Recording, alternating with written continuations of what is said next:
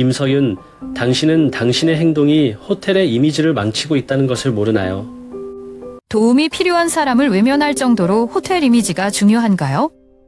서울의 한 호텔, 평범한 직원이었던 서윤은 단 한 번의 결정으로 모든 것을 잃었습니다. 하지만 그녀의 작은 행동은 더 큰 변화를 만들어내기 시작합니다. 저는 김서윤이라고 합니다. 서울에 있는 대형 호텔에서 프런트 데스크 직원으로 일하며 평범하게 살아왔습니다. 제 하루는 늘 비슷했습니다. 아침에 일어나 출근하고 정해진 매뉴얼대로 고객들을 응대하고 일이 끝나면 지친 몸을 이끌고 집으로 돌아오는 그야말로 규칙적인 삶이었죠. 그런 반복되는 일상 속에서 솔직히 저는 제 삶이 그리 특별하다고 생각해 본 적이 없었습니다. 그날도 다른 날과 다르지 않은 하루가 될 거라고 생각했어요.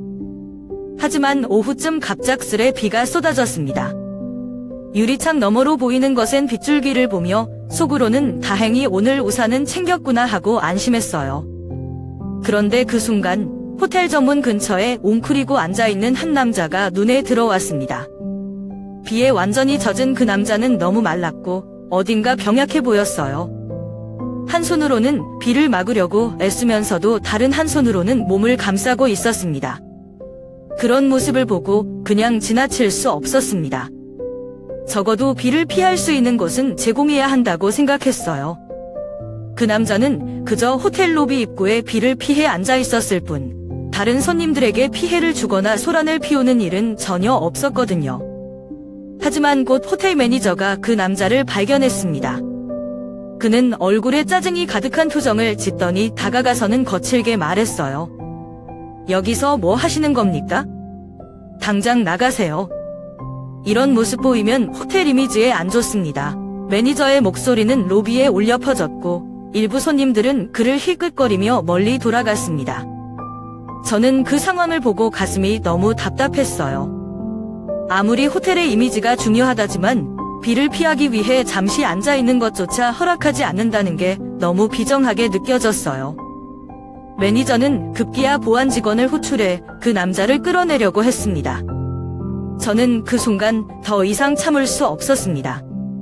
잠시만요. 저분은 그냥 비를 피하고 있을 뿐이에요. 이게 그렇게 큰 문제가 되나요?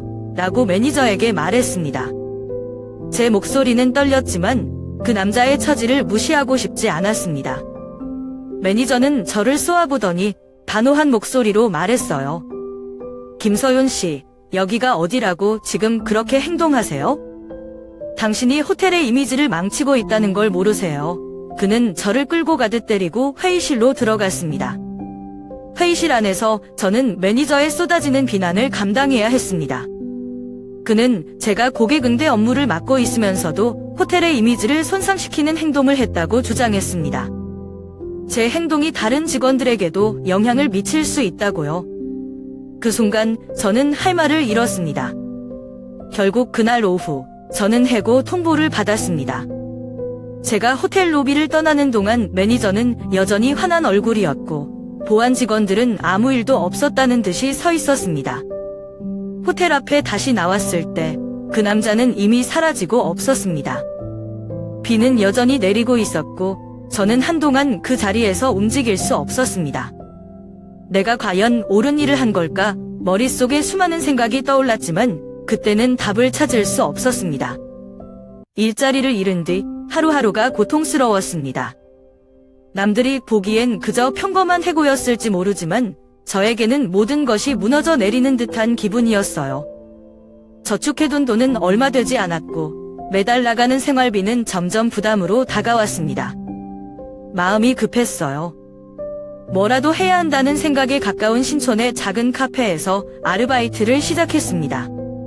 처음엔 그래도 괜찮을 거라고 스스로를 다독였어요. 하지만 현실은 냉혹했어요. 일은 고되고 월급은 턱없이 부족했습니다. 하루 종일 서서 커피를 만들고 손님들의 요구를 맞추다 보면 다리가 퉁퉁 부어오르곤 했죠. 몸은 피곤해도 돌아가는 길에 손에 쥔 월급 봉투를 보면 한숨만 나왔습니다. 그 돈으로는 월세와 공과금을 내고 나면 남는 게 거의 없었으니까요. 집에서는 상황이 더 힘들었습니다. 엄마는 제가 집에 들어올 때마다 한숨을 쉬었어요. 내가 왜 그런 선택을 해서 이 고생을 하니? 애초에 나서지 말았으면 아무 문제도 없었잖아. 엄마의 말은 항상 저를 찌르는 비수 같았습니다. 물론 엄마도 저를 걱정해서 하는 말이라는 걸 알지만 그 말이 제 마음을 더 무겁게 만들었어요. 형편이 넉넉하지 않은 우리 집에서 저는 항상 가족들에게 부담을 줄까 봐 걱정했어요. 그런 제가 이제는 가족들에게 문제아처럼 보이는 건 아닌가 하는 생각이 들기도 했습니다. 형편이 어려운 집안에서 부모님과 형제들의 눈치를 보며 사는 건 쉬운 일이 아니었습니다. 카페에서 일하는 동안 손님들의 얼굴을 보며 가끔 상상했어요. 저 손님들도 나처럼 어려운 시절을 보내본 적이 있을까? 아니면 저렇게 여유롭게 커피를 마시며 웃을 수 있는 건 내게 없는 무언가를 가지고 있기 때문일까? 그런 생각을 하면 괜히 더 우울해지곤 했어요. 어떤 날은 너무 지쳐서 집으로 돌아가는 길에 눈물이 왈칵 쏟아지기도 했습니다. 길가에 앉아 가방 속에서 손수건을 꺼내 닦으면서도 주변 사람들이 저를 이상하게 볼까봐 겁이 나서 울음을 참으려고 애썼습니다. 내가 틀린 건가? 그냥 조용히 넘어갔어야 했던 건가? 이런 질문이 하루에도 몇 번씩 떠올랐어요. 하지만 그런 저 자신에게도 속으로는 화가 났습니다. 왜냐하면 제가 했던 행동이 잘못되지 않았다는 걸 마음 깊은 곳에서는 알고 있었으니까요. 그저 그 사실을 인정하기가 너무 두려웠습니다. 많은 일을 했음에도 불구하고 제가 이렇게 고통을 받고 있는 현실이 너무나 부조리하게 느껴졌어요. 가끔 카페에서 늦은 밤 청소를 하다 보면 유리창 너머로 지나가는 사람들을 보면서 문득 그 사람들 속에서 제 자신이 점점 작아지는 느낌이 들었습니다. 그 작은 존재감 속에서 저는 하루하루를 어떻게든 버티고 있었어요. 하지만 그 속에서도 제가 정말 옳은 선택을 했는지에 대한 의문은 여전히 저를 괴롭혔습니다. 모든 것이 무너진 것 같았지만 어느 순간 알게 됐습니다. 이렇게 매일을 견디는 것이야말로 제가 저 자신을 붙잡고 있는 유일한 방법이라는 거요. 어느 평범한 오후였습니다.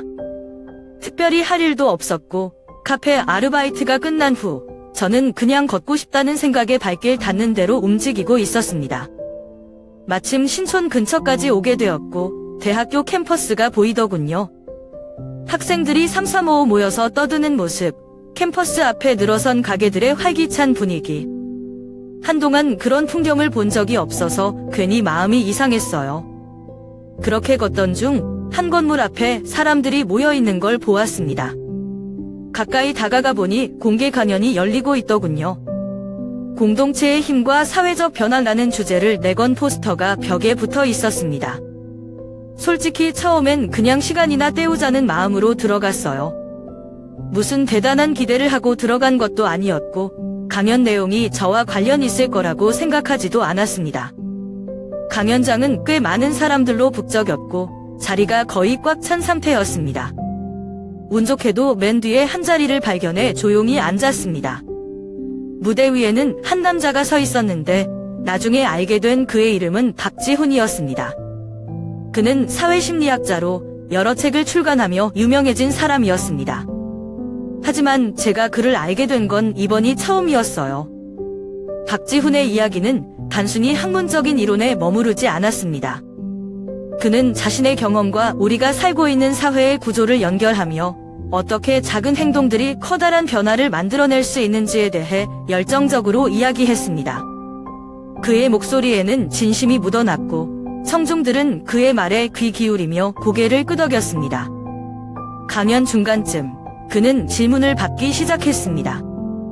처음에는 다른 사람들이 손을 들고 질문을 던졌고 저는 조용히 듣기만 했습니다. 그러다 어느 순간 제 속에서 무언가가 올라오는 걸 느꼈어요. 왜인지 모르겠지만 제가 그동안 겪었던 일들에 대해 말하고 싶다는 충동이 강하게 들었습니다. 그래서 용기를 내 손을 들었고 제 차례가 되자 떨리는 목소리로 제 이야기를 했습니다. 저는 최근에 호텔에서 해고됐습니다. 이유는 제가 한 노숙인을 도왔기 때문이었습니다. 그는 비를 피하려고 로비에 잠시 앉아 있었을 뿐인데 호텔 매니저는 그를 쫓아내려고 했습니다. 그 장면을 보고 그냥 지나칠 수가 없어서 제가 항의했는데 그게 문제가 되어 결국 직장을 잃게 되었죠. 제 이야기가 끝나자 강연장은 잠시 조용해졌습니다. 그런 다음 누군가가 박수를 치기 시작했고 점점 더 많은 사람들이 박수를 보냈습니다. 박지훈은 저를 바라보며 미소를 지었습니다. 강연이 끝난 뒤 그는 저를 따로 불러 이야기를 나누고 싶다고 했습니다. 솔직히 저는 긴장했어요. 제가 말한 것이 잘못되었거나 너무 감정적이었다고 비판받을까 봐 걱정도 했죠. 하지만 그와 마주 앉아 대화를 나누는 동안 그런 걱정은 금세 사라졌습니다. 그는 제 이야기를 진지하게 들어주었고 말 한마디 한마디에 진심이 담겨 있었습니다. 서윤 씨 같은 사람들을 저는 많이 봐왔습니다. 옳은 일을 했지만 그 과정에서 상처를 받고 스스로를 의심하게 되는 분들이요. 하지만 제가 항상 말하는 건 그런 행동들이 결국 변화를 만들어낸다는 겁니다. 그는 자신의 경험과 연구를 바탕으로 여러 사례를 이야기해 주었습니다. 제가 했던 작은 행동들이 얼마나 큰 의미를 가질 수 있는지, 그리고 그것이 다른 사람들에게도 어떤 영향을 미칠 수 있는지 설명해 주었습니다. 사회적 변화는 거창한 것에서 시작되지 않습니다. 오히려 작은 행동들이 모여서 만들어지는 경우가 많아요. 그러니 절대로 스스로를 과소평가하지 마세요. 그의 말은 저에게 깊은 울림을 주었습니다. 그동안 제 자신이 너무 초라하게 느껴졌던 것이 사실입니다.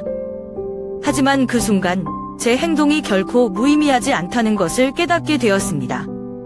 그는 저에게 연락처를 주며 혹시 도움이나 조언이 필요하면 언제든 연락하라고 했습니다.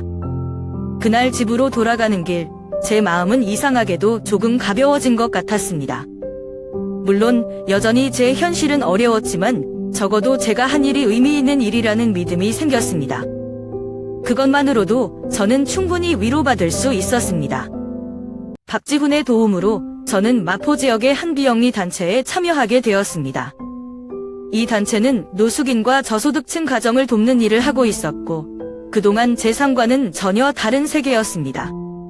솔직히 처음에는 적응하는데 많은 어려움이 있었습니다. 처음 단체에 갔을 때 저는 그곳의 분위기에 놀랐습니다. 모든 사람들이 서로를 위해 애쓰고 각자의 역할에 충실한 모습이었습니다. 하지만 동시에 이들의 일은 결코 쉽지 않아 보였습니다. 지원해야 할 사람들의 수는 많았고 제공할 수 있는 자원은 늘 부족했으니까요.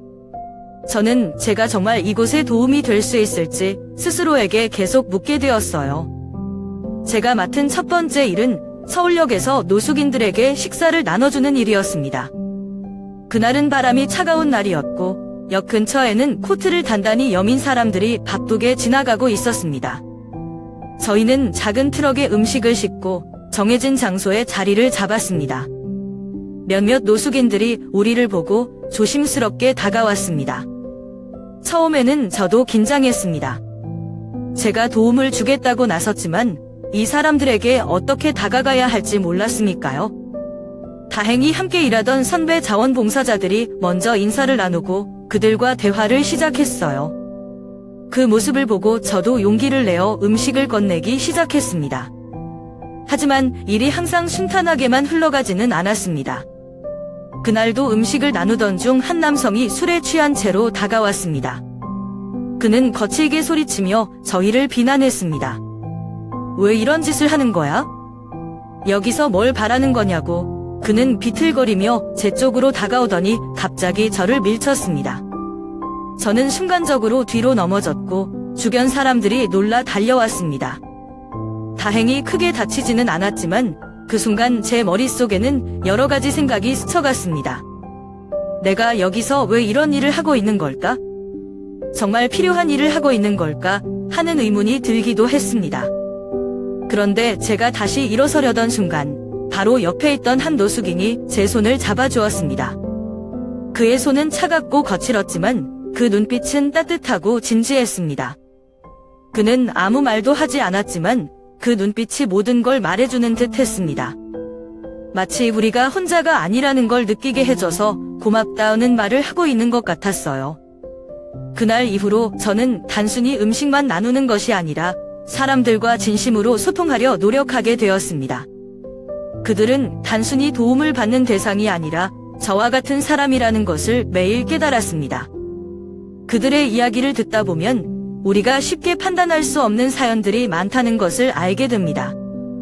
어떤 날은 한 할머니가 식사를 받은 후 조용히 저에게 다가와 말했습니다. 이렇게 나와서 우리를 챙겨주는 것만으로도 너무 고맙습니다. 이런 따뜻한 마음을 가진 사람이 있다는 게 정말 힘이 돼요. 그 말은 제가 이 일을 계속해야 하는 이유를 다시 한번 상기시켜 주었습니다. 시간이 지날수록 단체에서의 활동은 단순한 일이 아니라 제 삶의 중요한 부분이 되었습니다.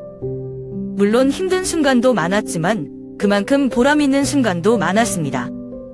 특히 누군가가 제 손을 잡고 진심 어린 감사의 말을 전할 때 저는 이 일을 하길 잘했다고 느꼈습니다. 단체에서의 첫 활동은 제게 많은 것을 깨닫게 해준 시간이었습니다. 비록 작은 행동일지라도 누군가에게는 큰 의미가 될 수 있다는 것을 알게 되었고 그것이 저를 앞으로 나아가게 하는 원동력이 되었습니다. 모든 것이 조금씩 나아지는 듯 보였던 시점에 갑작스러운 정부 정책 발표가 있었습니다. 공공장소에서 노숙인의 거주를 금지한다는 내용이었어요. 발표 이후 거리 곳곳에서 노숙인들이 경찰이나 관계자들에 의해 쫓겨나는 모습이 목격되었습니다. 그들은 갈 곳이 없었고 어쩔 수 없이 더 음지로 밀려나야 했습니다. 단체 내에서도 이 문제는 큰 충격으로 다가왔습니다. 매일 도움을 주던 사람들이 한순간에 사라지거나 더 위험한 상황에 처하게 된 것입니다. 박지훈과 저는 물론이고 단체의 모든 구성원이 분노와 절망감을 느꼈습니다. 그들을 위해 무언가를 해야 한다는 마음이 점점 커졌습니다. 결국 우리는 평화적인 시위를 조직하기로 했습니다. 장소는 서울시청 앞 광장이었어요. 목적은 단순했습니다. 정책의 부당함을 알리고 노숙인들을 위한 보다 인간적인 대안을 촉구하는 것이었습니다. 준비 과정은 쉽지 않았습니다. 정부의 시선, 시민들의 무관심, 그리고 제한된 자원 속에서 많은 난관에 부딪혔습니다. 시위 당일, 저는 아침부터 이상하게 긴장되었습니다. 사실 저는 목소리를 크게 내본 적도 없었고, 이런 공적인 자리에서 행동에 나서는 것도 처음이었습니다.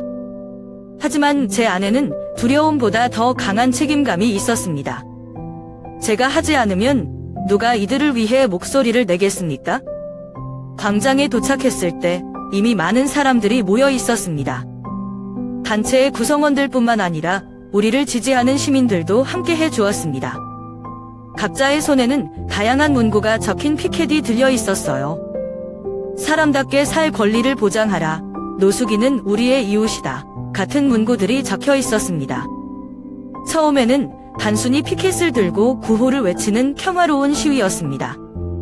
시민들 중 일부는 우리를 지켜보며 고개를 끄덕였고 몇몇은 비난 섞인 시선을 보내기도 했습니다.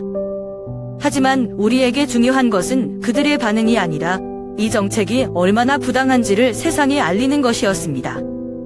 그러나 시간이 지나면서 상황이 점점 긴장감으로 가득 차기 시작했습니다. 경찰들이 도착하면서 분위기가 달라졌습니다. 그들은 확성기를 통해 우리에게 해산 명령을 내렸습니다. 저는 주변을 둘러보며 모두의 얼굴에 깃든 불안을 느낄 수 있었습니다. 하지만 동시에 그들의 눈에는 흔들리지 않는 결의도 보였습니다. 그때 일이 벌어졌습니다. 한 노숙인이 경찰과 말다툼을 벌이던 중 밀쳐졌습니다. 그는 중심을 잃고 쓰러졌고 주변 사람들은 경악하며 그를 도우려 했습니다. 그 광경을 본 저는 가만히 있을 수 없었습니다. 몸이 먼저 움직였습니다. 쓰러진 그에게 다가가 그를 보호하려 했지만 경찰들은 저를 가로막고 제지를 시작했습니다. 그만하세요. 그는 아무 잘못도 하지 않았어요. 제가 외쳤지만 경찰들은 저를 무시한 채 강제로 끌어내려 했습니다. 결국 저는 현장에서 체포되었습니다. 경찰차 안에서 저는 혼란스러웠습니다. 하지만 후회는 없었습니다. 제가 한 행동이 옳다는 확신이 있었고 그것이 단순한 감정적 충동이 아니라 제 신념에서 나온 행동임을 알고 있었습니다. 구치소에서의 시간은 짧았지만 제게는 길고 깊은 생각을 하게 만든 시간이었습니다. 저는 이 일을 통해 더 강해져야 한다는 것을 깨달았습니다. 그리고 제가 그 자리에 있었던 이유, 그리고 앞으로 나아가야 할 방향에 대해 더 확신을 가지게 되었습니다. 구치소에서 풀려난 뒤 집으로 돌아가는 길은 한없이 무거웠습니다. 제 안에는 여러 감정이 뒤엉켜 있었습니다. 억울함, 분노, 그리고 무언가를 잘못한 것 같은 죄책감까지도 말이죠. 그런데도 한편으로는 제가 한 일이 옳았다고 믿고 싶었습니다. 집 문을 열었을 때 가장 먼저 마주한 건 엄마의 날카로운 시선이었습니다. 너 도대체 무슨 생각으로 이런 일을 하는 거니? 우리 집안 체면은 다 어쩌려고 그래? 엄마는 소리쳤고 그 목소리에는 실망과 분노가 가득 담겨 있었습니다. 저는 아무 말도 할 수 없었습니다. 엄마의 화를 풀어드리고 싶었지만 제가 왜 그런 행동을 했는지 설명하면 오히려 더 큰 싸움이 될 것 같았어요. 그저 고개를 숙인 채 엄마의 말을 들을 수밖에 없었습니다. 그때 형도 거실로 나왔습니다. 그는 한숨을 쉬며 말했어요. 서윤아, 내가 뭘 하려고 하는지는 알겠어. 그런데 내 행동이 가족 전체를 곤란하게 만들고 있다는 걸 좀 생각해봐. 남들 앞에서 얼굴을 들고 다닐 수가 없잖아. 형의 말은 저를 더 아프게 했습니다. 가족이 저를 이해해주지 못한다는 사실이 슬펐고 제가 가족들에게 짐이 된다는 생각에 마음이 무거웠습니다. 하지만 동시에 이런 생각도 들었습니다. 내가 정말 가족의 기대에 맞추어 살기만 해야 할까? 내가 옳다고 믿는 일을 하면서도 그들을 실망시키지 않는 방법은 없는 걸까? 밤이 되어서도 저는 쉽게 잠들 수 없었습니다. 엄마와 형의 말이 계속 머릿속을 맴돌았습니다. 너는 가족을 생각하지 않는 이기적인 사람이야. 이런 비난이 들리는 듯 했지만 저는 제가 선택한 길을 포기할 수 없다는 것을 알고 있었습니다. 다음 날 아침, 저는 큰 결심을 했습니다. 엄마와 형에게 조심스럽게 말을 꺼냈습니다. 저는 제가 옳다고 생각하는 일을 하고 싶어요. 물론 가족들에게 부담을 주고 싶지 않아요. 그래서 당분간 집을 떠나 혼자 지내려고 합니다. 엄마는 처음엔 말도 안 된다며 저를 붙잡으려 했습니다. 하지만 제 태도가 단호하다는 것을 느끼셨는지 결국 아무 말 없이 한숨만 쉬셨습니다. 형은 어이없다는 표정으로 고개를 저었지만 별다른 말을 하지 않았습니다. 그렇게 저는 홍대 근처의 작은 원룸을 얻어 독립하게 되었습니다. 방은 작고 낡았지만 저에겐 새로운 시작을 의미하는 공간이었습니다. 좁은 책상 위에 노트북을 올려두고 창문 너머로 보이는 홍대 거리의 분주한 풍경을 바라보며 저는 스스로에게 다짐했습니다. 이곳에서부터 다시 시작하자. 흔들리지 말고 끝까지 해보자. 처음엔 혼자 살아가는 것이 낯설고 외로웠습니다. 집에서는 항상 엄마와 형의 목소리가 들렸는데 이제는 침묵만이 가득했으니까요. 하지만 그 고요함 속에서 제 마음을 돌아볼 시간이 생겼습니다. 내가 왜 이 일을 시작했는지, 그리고 앞으로 어떤 방향으로 나아가야 할지 깊이 생각할 수 있었습니다. 단체의 활동은 여전히 바빴고 매일이 도전이었습니다. 하지만 혼자만의 공간에서 지내며 저는 점점 더 단단해졌습니다. 아무리 힘들어도 제가 선택한 길이기 때문에 후회하지 않기로 했습니다. 가끔은 엄마와 형의 말이 떠오를 때도 있었지만 그때마다 저는 제 자신에게 이렇게 말했습니다. 내 삶은 내가 책임져야 해. 내가 행복하고 옳다고 믿는 일을 해야 모두가 행복해질 수 있어. 그 작은 방에서부터 시작된 제 새로운 여정은 제게 큰 의미를 주었습니다. 비록 가족과의 갈등이 완전히 해결된 것은 아니었지만 저는 그들 역시 언젠가 제 선택을 이해해주기를 바라며 제 길을 계속 걸어가기로 결심했습니다. 모든 것이 막다른 길처럼 느껴지던 어느 날 뜻밖의 도움의 손길이 찾아왔습니다. 그것은 제가 서울역에서 처음 만났던 노숙인이자 당시 제가 보호하려 했던 이 씨였습니다. 이 씨는 단체의 도움을 받아 새로운 삶을 시작했다고 했습니다. 지금은 작은 공장에서 일을 하며 안정적인 수입을 얻고 있다고 했어요. 그는 저를 보자마자 환하게 웃으며 인사를 건넸습니다. 서윤 씨, 정말 감사해요. 그날 당신이 아니었다면 저는 여전히 거리에 있었을 겁니다. 저는 그의 말에 깊은 감동을 받았습니다. 제 행동이 누군가의 삶에 실제로 변화를 가져왔다는 사실이 믿기지 않았어요. 그는 단순히 도움을 받은 사람으로 남지 않았습니다. 이제는 저를 돕고 싶다고 말하며 예상치 못한 제안을 했습니다. 서윤 씨, 제가 지금 할 수 있는 건 많지 않지만 당신이 하는 일을 도울 수 있다면 뭐든 하겠습니다. 저처럼 어려운 상황에 있는 사람들에게 당신의 이야기를 더 많이 알리는 게 필요하지 않을까요? 그의 말은 제게 큰 힘이 되었습니다. 사실 저는 혼자서 모든 것을 해내야 한다는 부담감에 지쳐 있었거든요. 그런데 이제 이 씨가 저의 동료로 함께 하겠다고 하니 그 순간만큼은 세상이 조금 더 밝아 보였습니다. 그날 이후 우리는 함께 이야기를 나누며 다양한 아이디어를 내기 시작했습니다. 특히 이 씨는 소셜미디어를 통해 우리의 경험을 공유하자는 제안을 했습니다. 처음에는 제가 망설였습니다. 내 이야기를 공개적으로 알리는 것이 정말 효과가 있을까 하는 두려움이 있었거든요. 하지만 그는 말했습니다. 저 같은 사람은 직접 목소리를 내기가 어렵습니다. 하지만 서윤 씨는 우리를 대신해서 이야기할 수 있는 사람입니다. 당신의 경험과 신념이 많은 사람들에게 영향을 줄 거예요.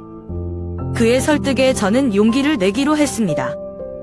우리는 함께 사진과 글을 준비하고 간단한 동영상을 촬영하기 시작했습니다.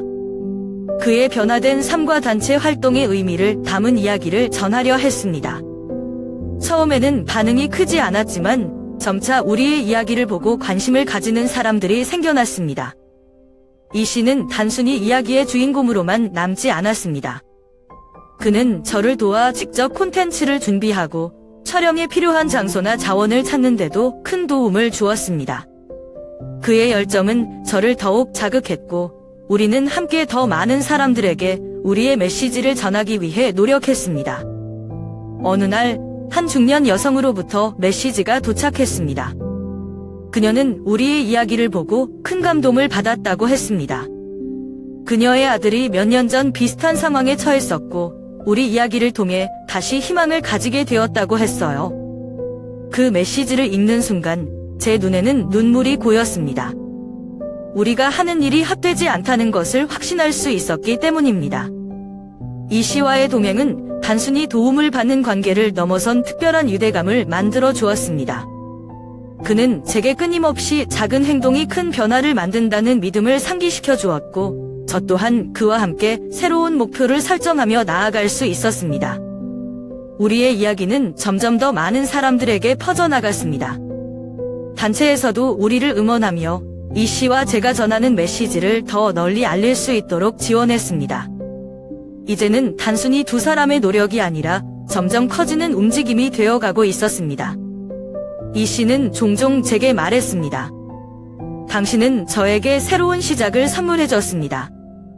이제 저도 당신이 더 많은 사람들에게 희망을 전할 수 있도록 돕고 싶어요. 그의 말에 저는 힘을 얻었고 우리 둘은 더 큰 변화를 꿈꾸며 매일을 살아갔습니다.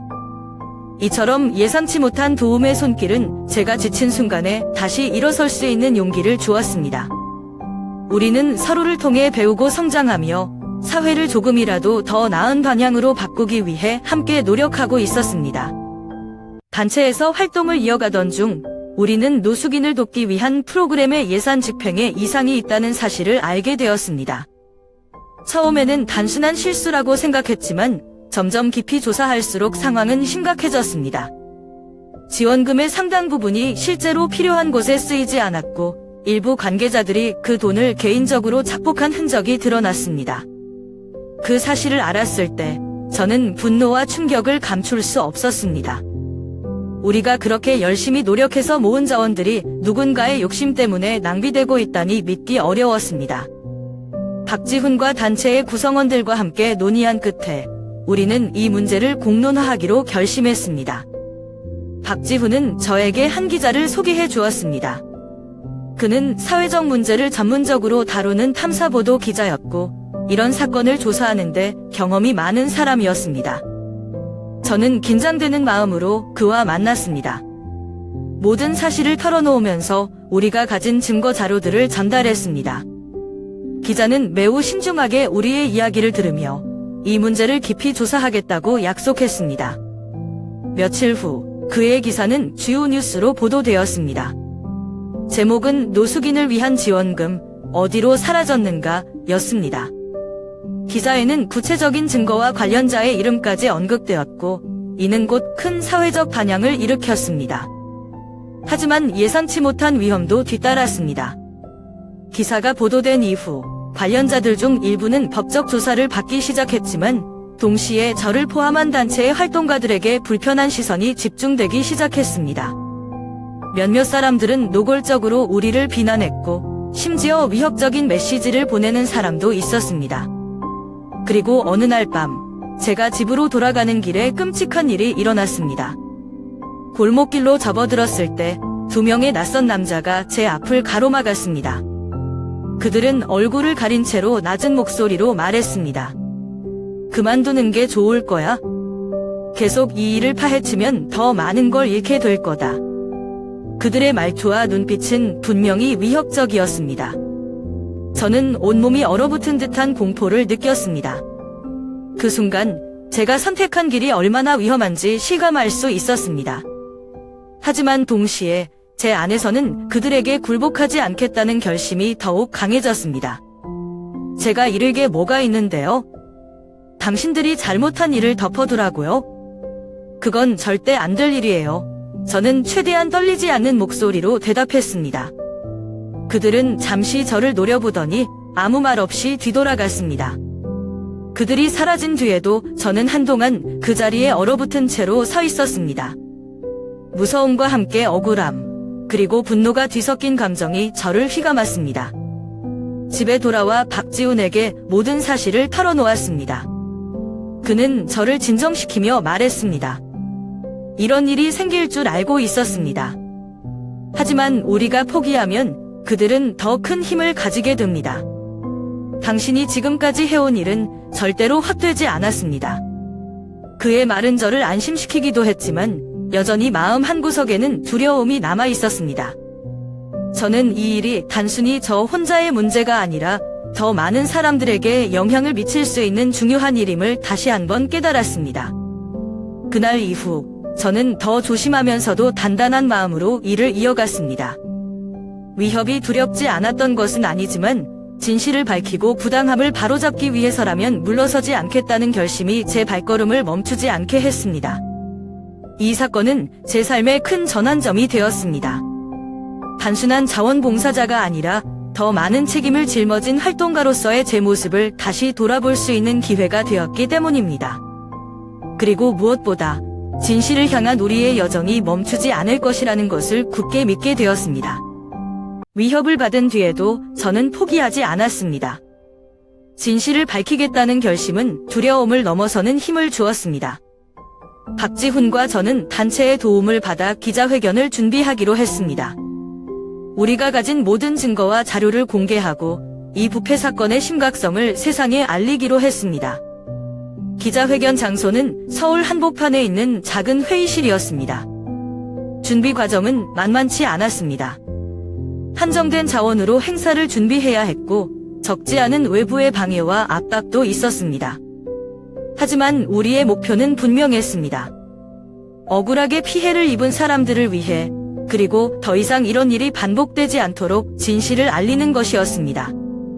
기자회견 당일 회의실에는 많은 기자들과 관계자들이 모였습니다. 예상했던 것보다 훨씬 많은 사람들이 와서 자리를 가득 메웠습니다. 그들의 관심은 우리에게 힘이 되면서도 동시에 큰 부담으로 다가왔습니다. 저는 떨리는 손을 억누르며 준비한 자료를 꺼냈습니다. 박지훈은 먼저 나서서 사건의 배경과 우리가 발견한 부정행위의 증거를 설명했습니다. 그는 특유의 침착하고 논리적인 태도로 상황을 전달했고 청중들은 그의 말을 놓치지 않으려는 듯 집중하고 있었습니다. 이어서 제가 마이크를 잡았습니다. 이 사건은 단순한 행정착오나 실수가 아닙니다. 이것은 사회적 약자를 돕기 위해 사용되어야 할 자금을 개인의 이익을 위해 착복한 명백한 부패 행위입니다. 저희는 이러한 일이 반복되지 않도록 이 문제를 반드시 바로잡아야 합니다. 제 목소리는 처음에는 약간 떨렸지만 점점 단호해졌습니다. 사람들의 시선이 저를 향할수록 제 안의 두려움은 사라지고 오히려 책임감과 사명감이 커져갔습니다. 우리는 모든 증거 자료를 공개하며 관련자들의 이름과 구체적인 혐의를 명확히 밝혔습니다. 기자회견이 끝난 뒤 이 사건은 곧 주요 뉴스로 보도되었습니다. 많은 사람들이 분노하며 관련자들에 대한 철저한 조사를 요구하기 시작했습니다. 그 결과 여러 공무원들이 직위에서 해제되고 본격적인 조사가 시작되었습니다. 우리는 이 일의 결과가 점차 가시화되는 것을 보며 작은 희망을 느꼈습니다. 그러나 그와 동시에 제 삶은 완전히 달라졌습니다. 제 이름과 얼굴이 기사와 방송을 통해 알려지면서 더 이상 평범한 일상으로 돌아갈 수 없게 되었습니다. 집 앞에는 취재진이 몰려들었고 외출할 때마다 낯선 시선들이 따라다녔습니다. 더욱이 가장 큰 문제는 제게 향하는 불편한 시선뿐만 아니라 다시 시작된 위협이었습니다. 익명의 메시지와 전화가 끊이지 않았고 일부는 노골적으로 저를 협박하기도 했습니다. 너희가 한 짓 때문에 더 많은 사람들이 다칠 거야? 후회하지 않겠어? 라는 메시지를 볼 때마다 저는 두려움에 떨었습니다. 하지만 그 두려움 속에서도 저는 물러서지 않았습니다. 제가 선택한 길이고 제가 믿는 정의를 위해 싸우고 있었기 때문입니다. 박지훈과 단체의 동료들도 저를 적극적으로 지지하며 함께 이 상황을 헤쳐나가겠다고 약속했습니다. 제 삶은 더 이상 과거처럼 평온하지 않았지만 저는 제가 하는 일이 올바른 방향으로 나아가고 있다고 믿었습니다. 많은 사람들이 우리의 이야기를 듣고 변화의 필요성을 공감하며 동참하기 시작했습니다. 그리고 그들의 응원과 지지는 제가 계속해서 이 길을 걸을 수 있는 원동력이 되었습니다. 한 번의 기자회견이 모든 것을 바꿀 수는 없겠지만 그것이 변화의 시작임을 저는 알았습니다. 그날 이후로 저는 더 단단해졌습니다. 삶의 무게가 더 무거워졌지만 그것을 짊어질 가치가 있다고 느꼈습니다. 진실을 밝히고 정의를 실현하는 과정에서 느끼는 보람은 그 어떤 두려움보다 강했습니다. 그 모든 어려움 속에서도 저는 제가 조금씩 변화를 만들어가고 있다는 것을 느낄 수 있었습니다. 주변에서 보내오는 응원과 지지의 목소리는 저에게 큰 위로와 용기를 주었고 제가 걸어온 길이 헛되지 않았음을 증명해 주었습니다. 그러던 중 뜻밖의 제안을 받게 되었습니다. 한 국제 인권단체에서 저를 초청해 그곳에서 함께 활동해보지 않겠냐는 제안이었습니다.